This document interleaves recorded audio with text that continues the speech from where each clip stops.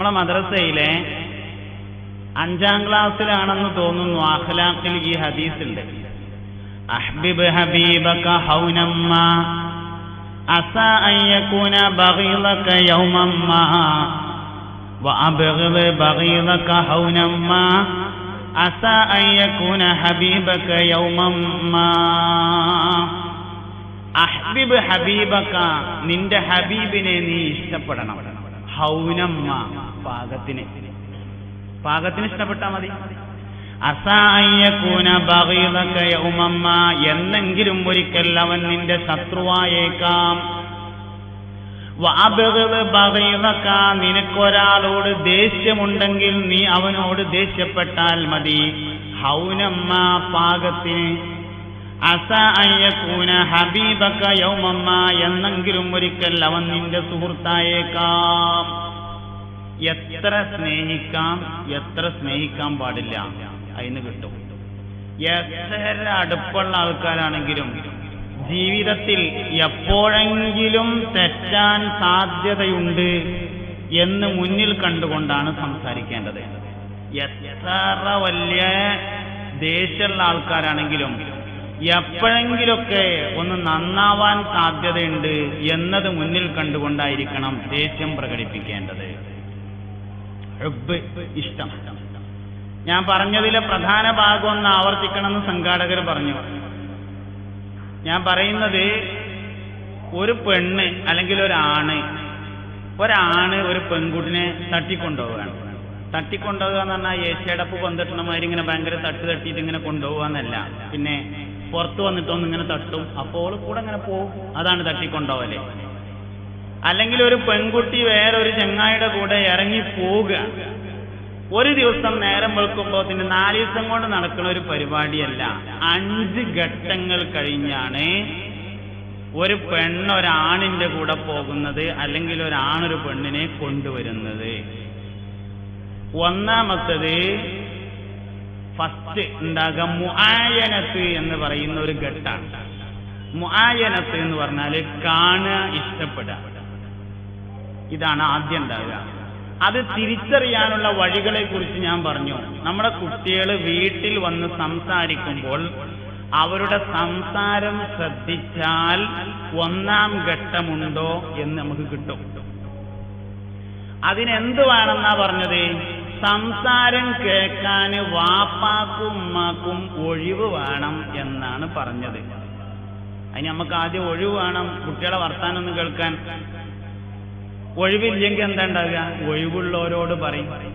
നമ്മൾ ഈ ബസ്സിലും ട്രെയിനിലൊക്കെ യാത്ര ചെയ്യുമ്പോൾ ചില ആൾക്കാർ ഇങ്ങനെ അരമണിക്കൂർ 3/4 മണിക്കൂറൊക്കെ ഫോണിൽ ഇങ്ങനെ സംസാരിക്കണേക്കാം. അപ്പൊ അങ്ങനെ അടുത്തിരുന്നിട്ട് എന്താ പേര് പറഞ്ഞത് നോക്കിയാൽ മതി. എന്തേക്കാരം പറയാ, എന്നിട്ട് പിന്നെന്താ, എന്നിട്ട് വേറെന്തേലും ഉണ്ടോ, എന്നിട്ട് പിന്നെന്താ, ഇതാണ് ഈ അരമണിക്കൂർ പറയണേ. ശ്രദ്ധിച്ചോക്കൊണ്ടു നിങ്ങള്.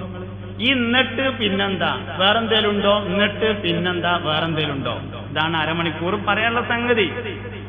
അത് കുട്ടികൾക്കൊക്കെ പറയാണ്ട് കേൾക്കാൻ വാപ്പിയും ഉമ്മയും തയ്യാറുണ്ടെങ്കിൽ മറ്റാരോടും പറയില്ല. എന്നിട്ട് പിന്നെന്താന്ന് വാപ്പാടും ഉമ്മാടും ഇങ്ങനെ വന്ന് പറഞ്ഞോളും.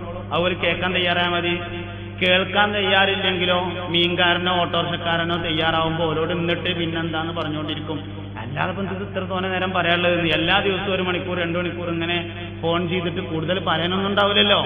അതുകൊണ്ട് വലിയ മാറ്ററൊന്നും ഉണ്ടാവില്ല. ഉള്ള മാറ്റർ ഇങ്ങനെ പറഞ്ഞുകൊണ്ടിരിക്കും. അത് കേൾക്കാൻ വാപ്പിയും ഉമ്മയും തയ്യാറുണ്ടെങ്കിൽ വേറെ ആരോടും പറയില്ല. നമ്മൾ തയ്യാറില്ലെങ്കിൽ തയ്യാറുള്ളവരോട് പറയും. അതുകൊണ്ട് ആദ്യം വേണ്ടത് കേൾക്കാൻ തയ്യാറെടുക്കുക എന്നതാണ്. കേൾക്കുമ്പോൾ എന്ത് ശ്രദ്ധിക്കണം? പ്രണയരോഗം തുടങ്ങുന്നത് ഫിസിക്കൽ അട്രാക്ഷൻ എന്ന് പറയുന്ന മുആയനത്തിലൂടെയാണ്. കാഴ്ചയിൽ ഇഷ്ടപ്പെടുക എന്നുള്ളതാണ് ആദ്യം ഉണ്ടാകുന്നത്. മനുഷ്യന്റെ വിവരത്തിന്റെ ഏറ്റവും പ്രധാനപ്പെട്ട നിദാനങ്ങളാണ് ഒന്ന് കേൾവിയും മറ്റൊന്ന് കാഴ്ചയും. ഇന്നാ ഖലഖനൽ ഇൻസാന മിൻ നുത്ഫത്തിൻ അംശാജിൻ നബ്തലീഹി ഫജഅൽനാഹു സമീഅൻ ബസീറാ. കലർത്തപ്പെട്ട ഇന്ദ്രിയത്തിൽ നിന്ന് മനുഷ്യനെ നാം സൃഷ്ടിച്ചിരിക്കുന്നു. എന്നിട്ട് എന്തിനാണ് അവനെ സൃഷ്ടിച്ചത്? നബ്തലീഹി, പരീക്ഷിക്കാൻ വേണ്ടിയാണ്. പരീക്ഷയ്ക്ക് വേണ്ടി എന്താണ് അവനിൽ ഏർപ്പാട് ചെയ്തിട്ടുള്ളത്? ഫജഅൽനാഹു സമീഅൻ ബസീറ, അവനെ കേൾവിയുള്ളവനും കാഴ്ചയുള്ളവനുമാക്കി എന്നതാണ് പരീക്ഷിക്കാനുള്ള വസ്തു. അല്ലാഹു തആല നമ്മൾക്ക് മേത്ത് വെച്ചിട്ടുള്ള 2 ചോദ്യപേപ്പറാണ്. ഒന്ന് കേൾവിയും മറ്റൊന്ന് കാഴ്ചയും. കേൾവിയെ ആദ്യം പറയാനുള്ള കാരണം എന്താണ്? കാഴ്ചയുടെ സാധ്യതയേക്കാൾ കേൾവിയുടെ സാധ്യത മുന്തി നിൽക്കുന്നു എന്നതാണ് ആദ്യം പറയാനുള്ള കാരണം. ഈ മതിലിന്റെ അപ്പുറത്തു നിന്നുള്ള ശബ്ദം കേൾക്കാം, പക്ഷെ കാണാൻ കഴിയില്ല. കേൾവിയുടെ സാധ്യത കാഴ്ചയുടെ സാധ്യതയേക്കാൾ കൂടുതലാണ്. അതുകൊണ്ട് സംസാരത്തിൽ കേൾവിയുടെ സാധ്യതയാണ് ആദ്യം നോക്കേണ്ടത്. അപ്പൊ നമ്മളെ കുട്ടി വന്നിട്ട് ഇങ്ങനെ സംസാരിക്കാൻ, എത്രാം ക്ലാസ്? 6ാം ക്ലാസ് ഉദാഹരണം, അല്ലെങ്കിൽ 7ാം ക്ലാസ്. 7ാം ക്ലാസ്സിലെ നമ്മളെ മോള് വന്നിട്ട് ഇങ്ങനെ പറയാണ്, എന്റെ ക്ലാസ്സില് എക്സ് എന്ന് പേരായ ഒരു കുട്ടിയുണ്ട്. എക്സ് എന്ന് പറഞ്ഞൊരു കുട്ടിയുണ്ട്, നല്ല തടിയാണ് എന്ന് പറഞ്ഞു, അല്ലെങ്കിൽ നല്ല ഉഷാറുള്ള പാട്ടാണ് എന്ന് പറഞ്ഞു, അല്ലെങ്കിൽ നല്ല സ്വഭാവമാണ് എന്ന് പറഞ്ഞു, എന്നും പുതിയ തുണിങ്കുപ്പായ എടുത്തിട്ട് വരും എന്ന് പറഞ്ഞു. ഇങ്ങനെ ആകർഷിക്കപ്പെടുന്ന എന്തെങ്കിലും ഒരു കാര്യത്തെക്കുറിച്ച് സംസാരിക്കുകയാണെങ്കിൽ 1ാം ഘട്ടത്തിൽ അത് പ്രശ്നമല്ല, പക്ഷെ പ്രശ്നത്തിലേക്ക് പോകുന്നുണ്ടോ എന്ന് നിരീക്ഷിക്കണം. ഒരു കുട്ടിന്റെ പാട്ട് വേറെ കുട്ടിക്ക് ഇഷ്ടപ്പെട്ടു എന്ന് പറഞ്ഞാൽ പ്രശ്നമല്ല. 1ാം ഘട്ടം എന്ന് പറയുന്നത് പ്രശ്നമല്ല, പക്ഷെ അത് പ്രശ്നത്തിലേക്ക് പോകുന്നുണ്ടോ എന്ന് നോക്കണം. ഒരു കുട്ടിയുടെ സ്വഭാവം വേറൊരു കുട്ടിക്ക് ഇഷ്ടപ്പെട്ടു എന്നുള്ളത് പ്രശ്നമല്ല. ഒരു കുട്ടിയുടെ പെരുമാറ്റ രീതി മറ്റൊരു കുട്ടിക്ക് ഇഷ്ടപ്പെട്ടു എന്നത് പ്രശ്നമല്ല. പ്രശ്നത്തിലേക്ക് പോകുന്നത് 2ാം ഘട്ടത്തിലേക്കാണ്. ഇഷ്ടപ്പെട്ട ആളുടെ കൂടെ കൂടുതൽ സമയം ചെലവഴിക്കാൻ താല്പര്യം തോന്നുന്നതാണ് മുലാഖാത്ത് എന്ന് പറയുന്ന 2ാം ഘട്ടം. ഇഷ്ടപ്പെട്ട ആളുടെ കൂടെ കൂടുതൽ സമയം ചെലവഴിക്കാൻ വേണ്ടി താല്പര്യപ്പെടും. അതെങ്ങനെയൊക്കെയാണ്? അത് 2 തരത്തിലുണ്ടാവും. ഒന്നുകിൽ പോയിട്ടും മറ്റൊന്ന് പോകാതെയും ഉണ്ടാവും. അതായത് ഒരസുഖമില്ല, എനിക്ക് തലവേദനയാണ്, ഇന്ന് ഞാൻ പോണില്ല സ്കൂൾക്ക്. 7ാം ക്ലാസ്സിലാണ് കുട്ടി. നേരത്തെ ഇങ്ങനെ പറയും ചെയ്തിട്ടുണ്ട്. 2-3 ദിവസം തുടർച്ചയായി ഒരു എക്സ് എന്ന കുട്ടിയെ കുറിച്ച് പറയുകയും ചെയ്തിട്ടുണ്ട്.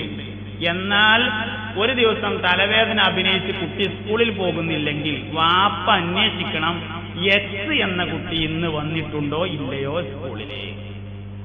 കാരണം നമ്മൾ പറഞ്ഞ 2ാം ഘട്ടം മുലാഖാത്ത് എന്ന് പറഞ്ഞത് പോയിട്ടുമാകാം പോകാതെയും ആവാം, തുല്യമാവാനുള്ള ഒരു ശ്രമമാണ്. ആ തുല്യമാവാനുള്ള ഒരു ശ്രമം എന്ന് പറഞ്ഞത് ഒന്നുകിൽ പോയി കൊണ്ടാവും. അതാണ് ഞാൻ നേരത്തെ പറഞ്ഞ ഉദാഹരണം. സ്ഥിരമായി 9:35 ബസ്സിനാണ് പോയിരുന്നത്. ആ ബസ്സിൽ തിരക്കാണെന്നോ മറ്റോ കാരണം പറഞ്ഞിട്ട് നാളെ മുതൽ ഞാൻ 9:50 പോണത് എന്ന് പറയുമ്പോ 9:50 പോക്കുമാറ്റിയ വേറെ ആരെങ്കിലും ഉണ്ടോ എന്നതും, നേരത്തെ ശബ്ദം ആകർഷിച്ചിരുന്നു, സ്വഭാവം ആകർഷിച്ചിരുന്നു, സംസ്കാരം ആകർഷിച്ചിരുന്നു എന്ന് പറഞ്ഞ കുട്ടിയും അതുപോലെ ചെയ്യുന്നുണ്ടോ എന്നും വാപ്പയും ഉമ്മയും നിരീക്ഷിക്കേണ്ടതുണ്ട്. വാപ്പിമ്മി ആകുക എന്ന് പറഞ്ഞാൽ ഭയങ്കര പ്രയാസമുള്ള കാര്യമാണ്. രക്ഷിതാവ് എന്ന് പറഞ്ഞാൽ രക്ഷിക്കുന്ന ദാതാവാണ്. എവിടുന്നാ രക്ഷിക്കുന്നത്? നരകത്തുനിന്നാ രക്ഷിക്കുന്നത്. കുറച്ച് പണിയുണ്ടാവും അതിന്, കുറച്ച് പണിയുള്ള കാര്യമാണ്. ഇത് നിരീക്ഷിക്കണം. 2ാം ഘട്ടത്തിലേക്ക് പോകുന്നുണ്ടോ നിരീക്ഷിക്കണം. 3ാം ഘട്ടമാണ് മുത്താബഅത്ത് എന്ന് പറയുന്ന ഘട്ടം. മുത്താബഅത്ത് എന്ന് പറഞ്ഞാൽ തുല്യമാവാനുള്ള ശ്രമമാണ്. തുല്യമാവാനുള്ള ശ്രമം. പല വിഷയത്തിലും തുല്യമാവാൻ ശ്രമിക്കും. എങ്ങനെ തുല്യമാവാൻ ശ്രമിക്കുക? വെള്ളക്കുപ്പായം സ്ഥിരമായി ധരിച്ചിരുന്ന ആൾക്ക് പെട്ടെന്ന് കണ്ടെക്കണം നീലക്കുപ്പായത്തോടൊരിഷ്ടം.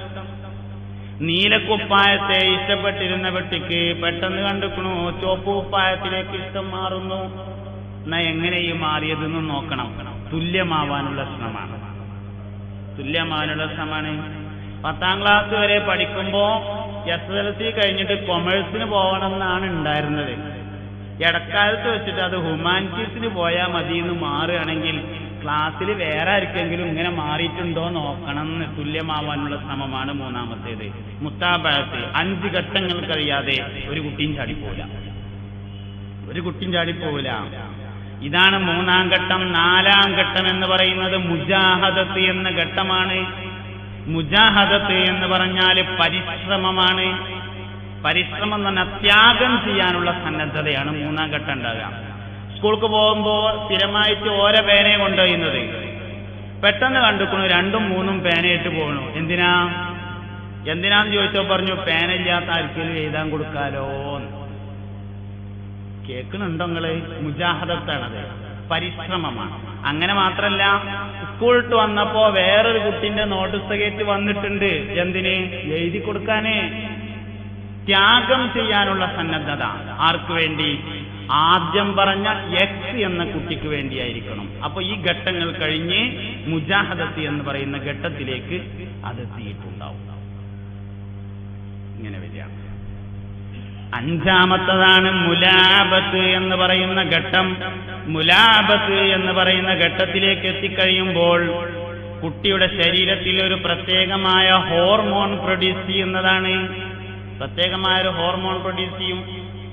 സ്നേഹത്തിന്റെ വളരെ പ്രധാനപ്പെട്ട ഒരു ഹോർമോൺ ശരീരത്തിൽ പ്രൊഡ്യൂസ് ചെയ്യും. ഡോപ്പമിൻ എന്ന് പേരായ ഒരു ഹോർമോൺ ശരീരത്തിൽ. നമുക്ക് ദേഷ്യം ഉണ്ടാവുമ്പോൾ ശരീരത്തിൽ ഉണ്ടാവുന്ന ഹോർമോൺ ഉണ്ട്. അസൂയ ഉണ്ടാവുമ്പോൾ ശരീരത്തിൽ പ്രൊഡ്യൂസ് ചെയ്യുന്ന ഹോർമോണുകളുണ്ട്. എന്നാൽ സ്നേഹമുണ്ടാകുമ്പോൾ പ്രൊഡ്യൂസ് ചെയ്യുന്ന ഹോർമോണാണ് ഡോപ്പമിൻ എന്ന ഹോർമോൺ. ഡോപ്പമിൻ ഹോർമോൺ പ്രൊഡ്യൂസ് ചെയ്യും.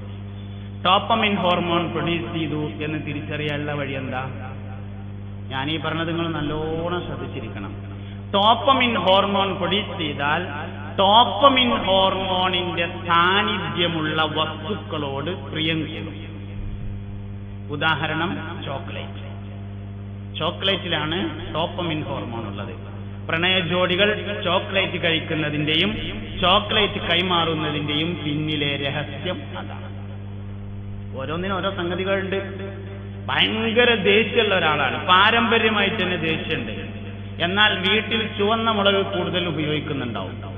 കാരണം ചുവന്ന മുളകിൽ ആ സാധനമുണ്ട്. അതിന് മാറ്റിയിട്ട് പച്ചമുളകും ചീനളകും കുരുമുളകും ഇഞ്ചി ആക്കിയാലോ? മെല്ലെ മെല്ലെ. ഒരു ദിവസം കൊണ്ടെന്നല്ല ഞാൻ പറഞ്ഞത്, ഒരു ദിവസം കൊണ്ടല്ലല്ലോ ഉണ്ടായത്. കുറെ കാലങ്ങളെ കൊണ്ടാണ് ഉണ്ടായത്. കുറെ കാലങ്ങളെ കൊണ്ടത് മാറിപ്പോവും. ഞാൻ ഈ വെറുതെ പറയുന്നല്ല. ഭയങ്കര ദേഷ്യക്കാരൊക്കെ പെരേത്തെ കാര്യം ഒന്ന് ആലോചിച്ച് നോക്കി. ഭക്ഷണത്തിൽ ചുവന്ന മുളക് കൂടുതൽ ഉപയോഗിക്കുന്നുണ്ടാവും. കാരണം ചുവന്ന മുളകിൽ ദേഷ്യപ്പെടുത്തുന്ന സാധനമുണ്ട്. എന്നാൽ ഇഷ്ടപ്പെടുത്തുന്ന സാധനമുള്ളത് കൊക്കപ്പഴത്തിലാണ്. 40,000 ടണ്ണ് കൊക്കപ്പഴമാണ് കൊക്കക്കോള കമ്പനി ഇന്ത്യയിൽ ഒരു വർഷം ഇറക്കുമതി ചെയ്യുന്നത്. കൊക്കക്കോളയിൽ ചേർക്കാൻ വേണ്ടി മാത്രം. അങ്ങനെ ഓരോ സാധനങ്ങളിലുണ്ട്. ഈ ഡോപ്പമിൻ ഹോർമോൺ ഏറ്റവും കൂടുതൽ അടക്കം ചെയ്തിട്ടുള്ള സാധനമാണ് ചോക്ലേറ്റ് എന്ന് പറയുന്നത്. അതുകൊണ്ട് ചോക്ലേറ്റിനോട് താല്പര്യം വരും. തിരിച്ചറിയാനുള്ള വഴികളെ കുറിച്ചാണ് ഞാൻ പറഞ്ഞത്. അപ്പൊ സാധാരണയില്ലാത്ത ചോക്ലേറ്റിനോട് താല്പര്യം കൂടുതൽ വരുന്നുവെങ്കിൽ എപ്പോഴെങ്കിലും ഒരു ചോക്ലേറ്റ് തിന്നതിനെ പറ്റിയല്ല ഈ പറഞ്ഞ കേട്ടോ. നഞ്ഞൊന്നു മുതൽ പെരേക്ക് പോകുമ്പോ ചോക്ലേറ്റ് വാങ്ങണ്ടെന്നൊന്നും തീരുമാനിക്കണ്ട. അതൊന്നും ഈ പറഞ്ഞതിന് അർത്ഥമല്ല. ചോക്ലേറ്റ് തിന്നാനും തിന്നാതിരിക്കുക എന്നല്ല ഞാൻ പറഞ്ഞത്. പ്രിയം കൂടുതൽ വരുന്നുവെങ്കിൽ ഡോപ്പമിൻ ഹോർമോണിന്റെ സാന്നിധ്യമുണ്ട് എന്ന് മനസ്സിലാക്കണം. ഡോപ്പമിൻ ഹോർമോൺ വന്ന എന്താ? 6 മാസമാണ് ഡോപ്പമിൻ ഹോർമോണിന്റെ കാലാവധി. 6 മാസത്തിനിടയിൽ എന്ത് വേണമെങ്കിലും ചെയ്യാൻ തയ്യാറാകും ഒരാളുടെ ശരീരത്തിൽ ഡോപ്പമിൻ ഹോർമോൺ പ്രൊഡ്യൂസ് ചെയ്താൽ. 6 മാസം മുതൽ 1 വർഷം വരെ നീണ്ടു നിൽക്കും ഡോപ്പമിൻ ഹോർമോണിന്റെ കാലാവധി. ഏകദേശം ഒരു 8 മാസം അല്ലെങ്കിൽ 1 വർഷം കഴിയുന്നതോടുകൂടി ഡോപ്പമിൻ ഹോർമോൺ നിർവീര്യമായി തുടങ്ങും. നിർവീര്യമാകുമ്പോൾ എന്ത് ചെയ്യും? പ്രണയവിവാഹങ്ങൾ തെറ്റിപ്പിരിയും. അതുകൊണ്ടാണ് 99.5% പ്രണയവിവാഹങ്ങളും തെറ്റുന്നതിന്റെ കാരണം. ഞാൻ ഈ പറയുന്ന കാര്യങ്ങൾ നല്ലോണം മനസ്സിലാക്കി.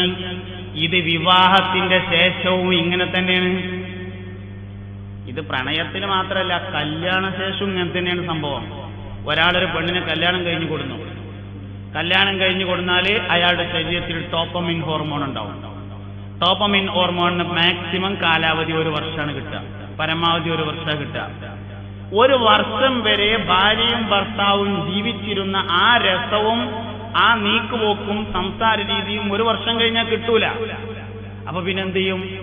അപ്പോൾ പരിശുദ്ധമായ ശരീഅത്ത് നിയമങ്ങൾ വെച്ചുകൊണ്ട് കൺട്രോൾ ചെയ്യും. അവിടെയാണ് നിയമങ്ങൾ വെക്കുന്നത്. ഭാര്യയും ഭർത്താവും ഇങ്ങനെ ജീവിക്കേണ്ടത്, ഇങ്ങനെയേ ജീവിക്കാവൂ, ഇങ്ങനെ ജീവിക്കാൻ പാടില്ല എന്ന നിയമം കൊണ്ടുവരും. എന്നാൽ പ്രണയവിവാഹത്തിൽ ഈ നിയമം പ്രയോഗവൽക്കരിക്കാൻ ശ്രമിക്കുമ്പോഴാണ് അത് തെറ്റിപ്പിരിയുന്നത്.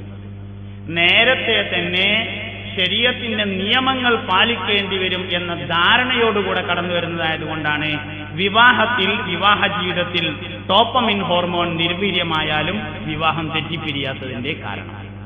എന്നാൽ പ്രണയവിവാഹത്തിൽ കടന്നു വരുന്നത് നിയമമുണ്ടാവുമെന്ന് കരുതിയല്ല, എല്ലാ നിയമത്തെ തൊട്ടും സ്വതന്ത്രരാണ് എന്ന് കരുതിയാണ്. അത് 6 മാസത്തിന് ശേഷം പ്രതീക്ഷകൾക്കപ്പുറത്തേക്ക് പോകുന്ന സമയത്ത് അവർ തമ്മിൽ പിരിയും. വിവാഹ ജീവിതത്തിലും ഇത് തന്നെ സംഭവിക്കുന്നു. പക്ഷെ ശരീഅത്ത് നിയമം വെക്കുന്നു. വത്തഖുല്ലാഹല്ലദീ തസാഅലൂന ബിഹി വല്ലർഹാം ഇന്നല്ലാഹ കാന അലൈക്കും റഖീബാ. വത്തഖുല്ലാഹ, നിങ്ങൾ അല്ലാഹുവിനെ സൂക്ഷിക്കണം. വത്തഖുല്ലാഹല്ലദീ തസാഅലൂന ബിഹി, ഏതൊരു അല്ലാഹുവിനെ കൊണ്ടാണോ നിങ്ങൾ ദുആ ചെയ്യുന്നത് ആ അല്ലാഹുവിനെ നിങ്ങൾ സൂക്ഷിക്കണം. വൽ അർഹാം, കുടുംബബന്ധത്തെയും നിങ്ങൾ സൂക്ഷിക്കണം. ഇന്നല്ലാഹ കാന അലൈക്കും റഖീബാ, അല്ലാഹു നിങ്ങളുടെ മേൽ നിരീക്ഷകനെ വെച്ച് നോക്കുന്ന കാര്യമാണ് കുടുംബജീവിതം. റഖീബിനെ നിശ്ചയിച്ചിട്ടുണ്ട്. കുടുംബജീവിതത്തിൽ നിങ്ങൾ എങ്ങനെയാണ് നോക്കാൻ വേണ്ടിയിട്ട് എന്ന് വിശുദ്ധ ഖുർആൻ പറഞ്ഞു. കുടുംബജീവിതം നിരീക്ഷിക്കാൻ വേണ്ടി അല്ലാഹു നിരീക്ഷകനെ വെച്ച് നോക്കിക്കൊണ്ടിരിക്കുകയാണ്. ഈ നിരീക്ഷകന്റെ സാന്നിധ്യം ആവശ്യമുള്ളത് ഡോപ്പമിൻ ഹോർമോൺ നിർവീര്യമാകുന്നതിനനുസരിച്ചാണ്.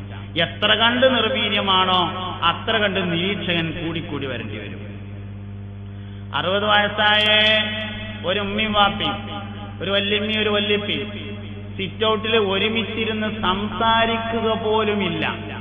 പേരക്കുട്ടികൾ കാണുന്നത് അവർക്ക് മടിയായിരിക്കും. എന്താ കാരണം? ഡോപ്പമിൻ ഹോർമോണിന്റെ സാന്നിധ്യമാണത്. ഡോപ്പമിൻ ഹോർമോൺ ഉണ്ടെങ്കിൽ അവർക്ക് സംസാരിക്കാൻ ഒരു പ്രയാസം ഉണ്ടാവില്ല. അവിടെയാണ് മുഹമ്മദ് മുസ്തഫ സല്ലല്ലാഹു അലൈഹി വസല്ലമ തങ്ങളുടെ ജീവിതം പരിശുദ്ധമായ ശരീഅത്ത് പറഞ്ഞു തരുന്നത്. 63-ാമത്തെ വയസ്സിലും പുണ്യനബി സല്ലല്ലാഹു അലൈഹി വസല്ലം ഒരു ഗ്ലാസ് പാലിങ്ങനെ കുടിച്ചിട്ട് ആ ഗ്ലാസ് താഴെ വെച്ചാല് ആയിഷ ബീവി ആ ഗ്ലാസ് എടുത്തിട്ട് നബി തങ്ങളുടെ ചുണ്ട് എവിടെയാണോ തട്ടിയത് അവിടെ തന്നെ ചുണ്ട് വെച്ച് കുടിക്കുമായിരുന്നു. 63-ാമത്തെ വയസ്സിലും ബഹുമാനപ്പെട്ട സഫിയ ബീവി റളിയല്ലാഹു അൻഹ ഒരു കോഴിയുടെ കാലെടുത്തിട്ട് ഇങ്ങനെ കടിച്ച് താഴെ വെച്ചാൽ ഉണ്ണനബി ആ കോഴിയുടെ കാലെടുത്തുകൊണ്ട് സഫിയ ബീവിയുടെ ചുണ്ട് എവിടെയാണോ തട്ടിയത് അവിടെ തന്നെ കടിച്ചു തിന്നുമായിരുന്നു. ഈ ചരിത്രക്ക് എന്തിനാ? ഈ ചരിത്രം ഉള്ളത് കുടുംബബന്ധം നിലനിൽക്കാൻ വേണ്ടിയിട്ടാണ്. ഇന്നല്ലാഹ കാന അലൈക്കും റഖീബാ. അതുകൊണ്ട് ശരീഅത്ത് ശക്തമായ നിയമങ്ങളെ വെച്ചുകൊണ്ടാണ് കുടുംബജീവിതം മുന്നോട്ട് കൊണ്ടുപോകുന്നത്. എല്ലാറ്റിലും നിയമമുണ്ട്. നീ ഭക്ഷണം കഴിച്ചാൽ നിന്റെ ഭാര്യക്ക് ഭക്ഷണം കൊടുക്കണം. നീ വസ്ത്രം ധരിച്ചാൽ നിന്റെ ഭാര്യക്കും വസ്ത്രം ധരിപ്പിക്കണം. നീ പട്ടിണി എടുക്കുകയാണെങ്കിൽ 2 ആളും പട്ടിണി എടുക്കാം. അല്ല, ഭക്ഷണം കഴിക്കുകയാണെങ്കിലോ 2 പേരും കഴിക്കുക. വസ്ത്രം ധരിക്കുകയാണെങ്കിലോ 2 പേരും ധരിക്കുക. വസ്ത്രമില്ലെങ്കിൽ 2 ആളും ഒഴിവാക്കുക. ശരീഅത്ത് ഇങ്ങനെ ശക്തമായ നിയമങ്ങൾ ഇങ്ങനെ കൊണ്ടുവന്നു. ഓരോ കാര്യത്തിലും നിയമം കൊണ്ടുവന്നു. ബഹുമാനപ്പെട്ട ഹുജ്ജത്തുൽ ഇസ്ലാം അബൂ ഹാമിദ് അൽ ഗസ്സാലി റളിയല്ലാഹു അൻഹു തന്റെ ഇഹ്യാ ഉലൂമുദ്ദീനിലെ ഭാര്യയും ഭർത്താവും ഒരുമിച്ച് കൂടി കഴിയേണ്ടത് എങ്ങനെയാണെന്ന് പറയുന്ന ഒരു അധ്യായം കൊണ്ടുവന്നിട്ടുണ്ട്. ആ അധ്യായത്തിന്റെ ആദ്യ ഭാഗത്ത് തന്നെ ഒരു ഹദീസിനെ മഹാനവറുകൾ കൊണ്ടുവരികയാണ്. പുണ്യനബി സല്ലല്ലാഹു അലൈഹി വസല്ലമ തങ്ങൾ പറഞ്ഞിരിക്കുന്നു, നിങ്ങൾ നിങ്ങളുടെ ഭാര്യയുടെ അടുക്കൽ മൃഗങ്ങൾ ചെല്ലുന്നത് പോലെ ചെല്ലരുത്. നിങ്ങളുടെയും ഭാര്യയുടെയും ഇടയിൽ ചില ദൂതന്മാർ ഉണ്ടായിരിക്കട്ടെ. ഫല്യകുൻ ബൈനഹുമാ റസൂൽ, ഭാര്യന്റെയും ഭർത്താവിന്റെ ഇടയിൽ ദൂതൻ റസൂൽ ഉണ്ടായിരിക്കട്ടെ എന്ന് പറഞ്ഞു. സഹാബത്ത് ചോദിച്ചു, അമർ റസൂൽ യാ റസൂലല്ലാഹ്, അള്ളാന്റെ റസൂലേ, ഭാര്യയുടെയും ഭർത്താവിന്റെയും ഇടയിൽ വരാനുള്ള ദൂതൻ എന്താകുന്നു? മുഹമ്മദ് മുസ്തഫ സല്ലല്ലാഹു അലൈഹി വസല്ലം പറഞ്ഞു, അൽ ഖുബ്ലത്തു വൽ കലാം, ചുംബനവും സംസാരവുമാകുന്നു എന്ന് പറഞ്ഞു. ചുംബനവും സംസാരവുമാകുന്നു എന്ന് പറഞ്ഞു. ചുംബനവും ഒരു സംസാരം തന്നെയാകുന്നു. പക്ഷേ ചുംബനത്തിലേക്കുള്ള വഴിയാകുന്നു സംസാരം എന്ന് മാത്രം. ചുംബനം ഒരു സംസാരം തന്നെയാണ്.